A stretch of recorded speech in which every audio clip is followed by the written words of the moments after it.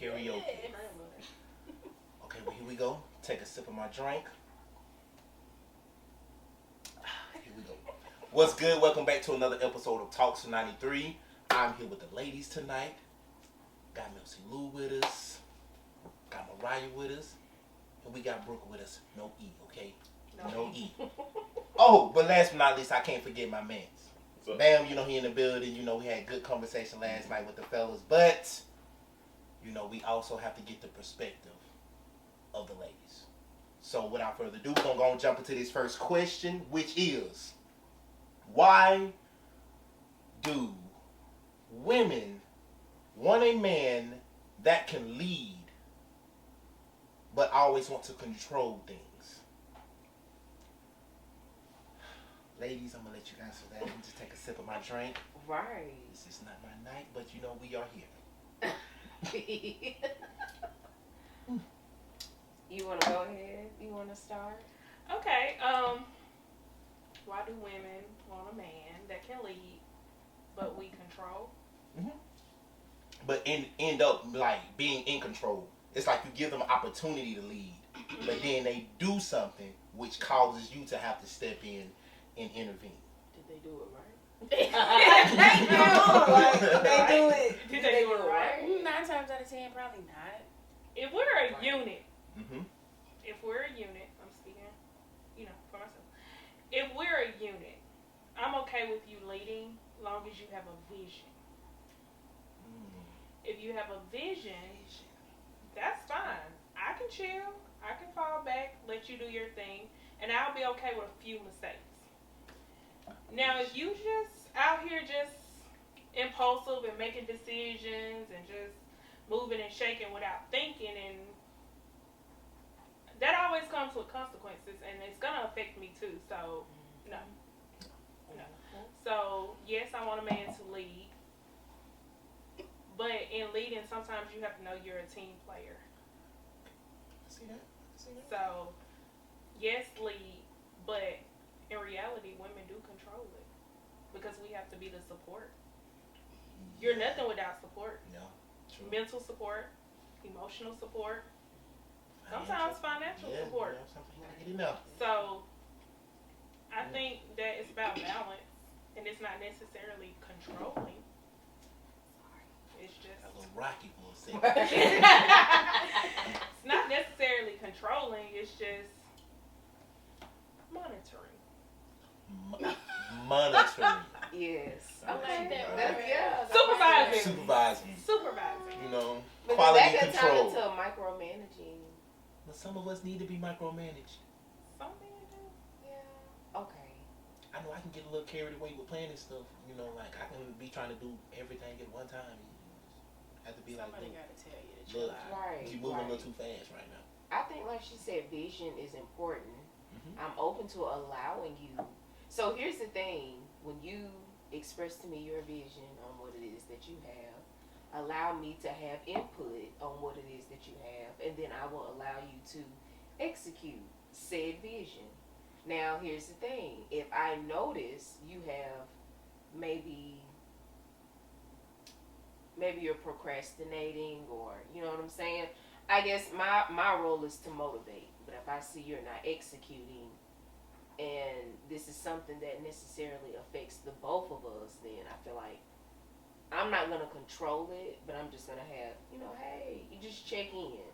Because I feel like some men don't like to, like you said, some men need to be micromanaged, but some of them really don't. They kind of just want to do it on their own. You know what I'm saying? So I don't want to affect that process that you're having. But you just still want to have a little input. But besides, like she said, if the only reason women are going to try to do something or step in is because it's not being done. So don't come to me saying, hey, I want to do XYZ. I have a vision for this, and you're not actually executing. You know what I'm saying? Have all that squared away before you get it to me. You know what I'm saying? So it's time to put it in action. You see what I'm saying? Yeah. That's what I'm saying. I think in my experience, I want them to know what they're talking about. Don't sound like an idiot in doing it, because I'm going to tell you, you sound stupid. I'm not too big on structure. I'm a free spirit. It kind of is what it is until I don't like it, and then I'll be like, I don't like that. But other than that, I'm not trying to really control things. Like, do you? We're together. We're not married. I haven't been married.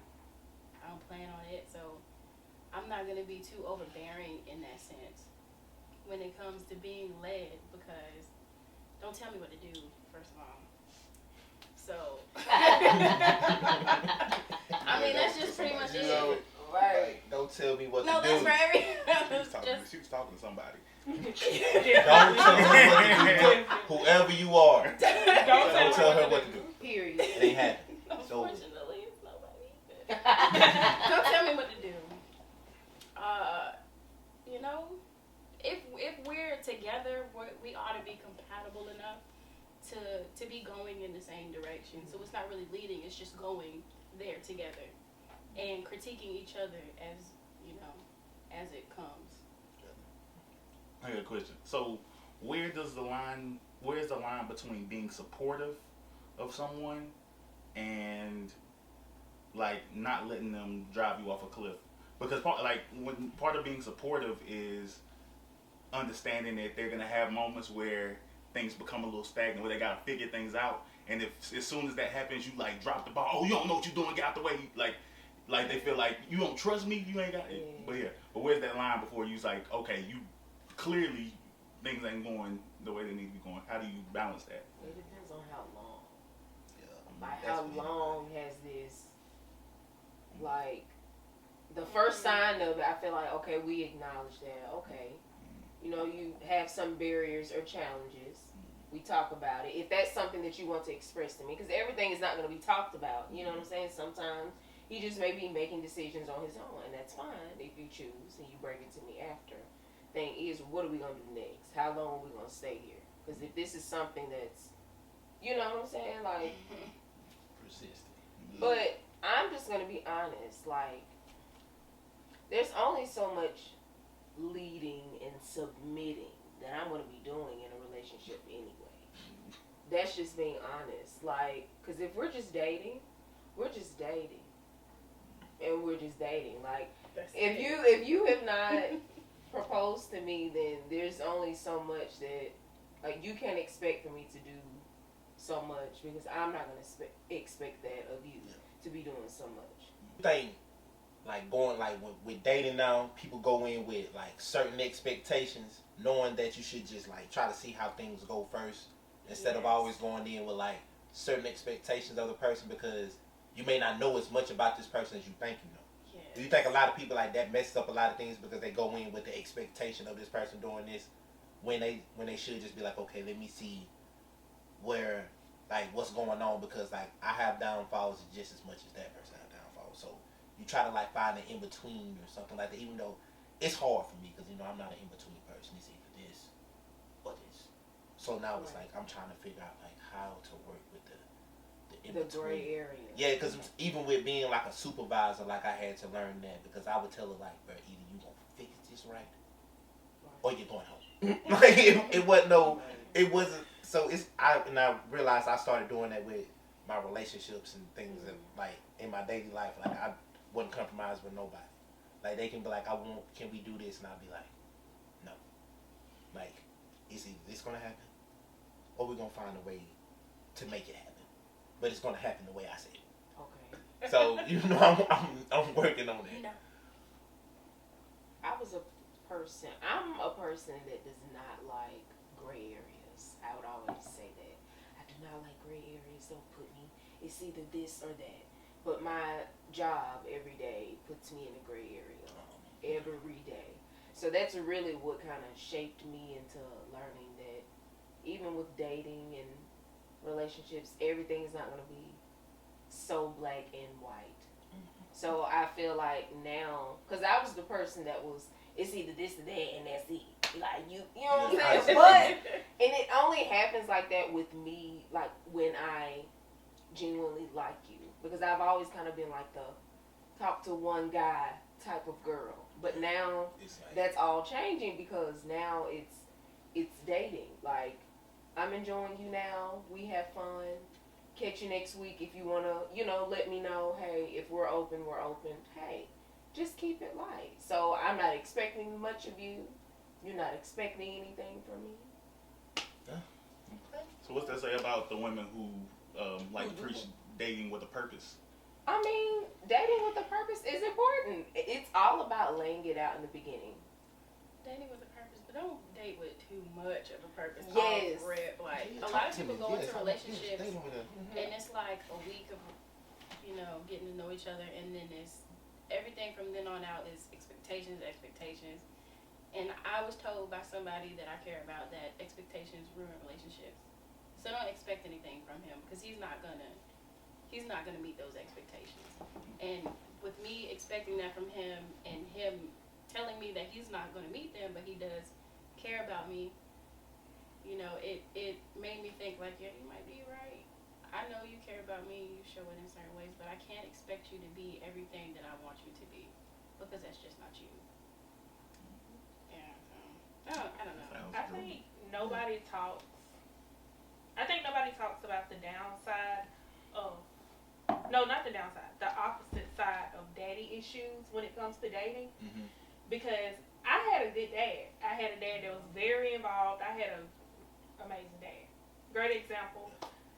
But once I started dating, I started looking for that.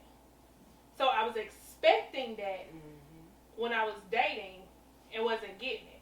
So I was like, ooh, this ain't good. This, But I'm expecting people to open doors. I'm expecting you to ask me, am I hungry every day? I'm expecting you to do all of these things.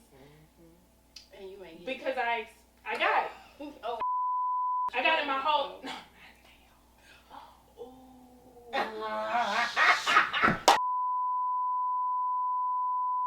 Back to what she was saying about the daddy themes. It is effective on both sides because most males grow up with just mom. Like in some cases, a lot of males don't get that fatherly love, or they don't have that manly figure to show them like this is how you're supposed to carry yourself. This is how you treat women. I feel like my generation missed it because a lot of our parents worked a lot, or they just wasn't around. So it's like we try to find a way to do it as well. So I do understand what Brooklyn is talking about with that. Yeah, I can too. Like, we had a little moment there. My daddy was he was a good guy. He was very supportive. And I look for my dad in men. And I get, how can I say this? I be looking for my daddy in men, but I always end up finding the ones that have all these negative traits. Ooh. And I mean, I watched my mother put up with things that he put her through. And she laughed, she made it. So I mean, like, hey, I can make it too. You find me a good man that might put me through some shit, but I don't want to do that no more. I'm grown. So I'm looking for all the right traits. But are you looking for someone who, like, I was about to say, was your dad your dad may have been a good father. Yeah. Does that mean he was a great husband? Because people have like an obligation to their kids that they not necessarily have for a person they date. He was an exceptional husband.